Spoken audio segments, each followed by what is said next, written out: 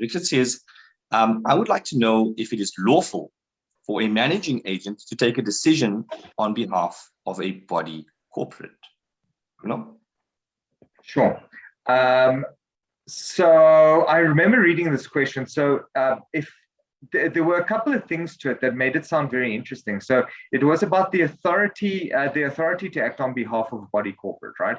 Now, how does a body corporate get its authority? Now, if you look at like even our company legislation and our sectional title legislation, effectively what we do is you take a group of owners, these group of owners appoint specific representatives that are called trustees, and these trustees meet, make certain decisions, and then are allowed to delegate these decisions onto other service providers. So they would, for example, mandate a managing agent to make certain decisions on their behalf, right? So it kind of works on that level. So owners select trustees, trustees appoint service providers.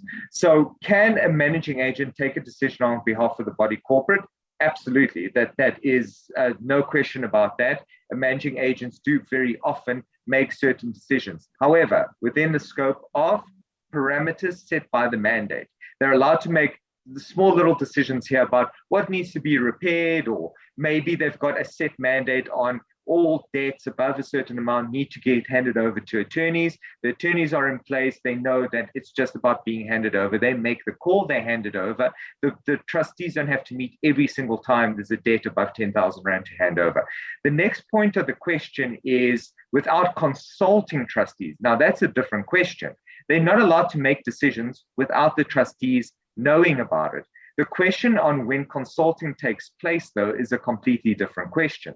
You can mandate someone 2 years back and set a mandate for the next 3 years, you're going to do A, B, and C. So just because in year 3, you haven't necessarily consulted, it's been something that was already mandated and agreed to, a decision was taken.